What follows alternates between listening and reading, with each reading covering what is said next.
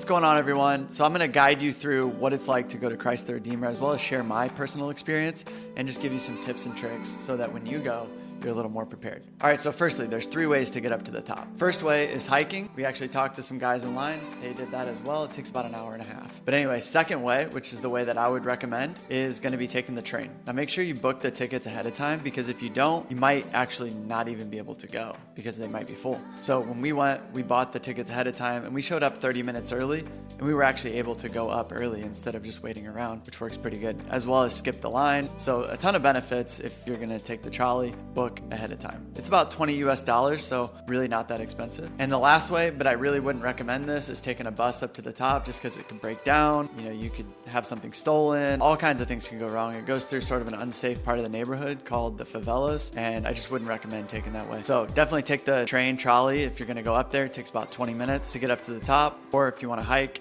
I've heard that's pretty safe as well. All right, so once you're at the top, you get there, you go up some stairs, and then you're just blown away by this breathtaking view. And then the whole time you can just see this statue of Christ the Redeemer, just huge, overlooking all of Rio de Janeiro.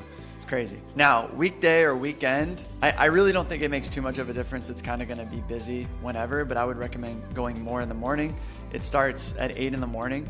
We actually went about 10:30. It wasn't super busy, but you could tell on the weekends maybe it'd be a little busier. It's kind of hard to get a picture. Would definitely recommend utilizing the photographers there. It's not like super expensive, maybe like $25, $30, 8 to 10 photos, I think. And if you want to be the most romantic guy there, you could propose up at the top of Christ the Redeemer. Some tips and tricks though. I would definitely recommend utilizing the photographers. Bring your own tripod, film it, be prepared. There's a lot of planning that would go into that because it's super crowded. And when I got there, I was a little bit nervous. Thank God they had the photographers, because they kind of clear out a space where there's nobody in front of you. So yeah, would definitely recommend that, but at your own risk. Aside from Christ the Redeemer just being this amazing wonder of the world, there's also a sanctuary. So you can actually pray, and if you're a Catholic or Christian, it's just super important to give thanks. So yeah, Christ the Redeemer, absolutely. If it's not on your bucket list, put it on there. It's a once in a lifetime experience, and just the view is breathtaking, as well as you're going to realize how big this statue really is standing right next to it. It overlooks all of Rio de Janeiro.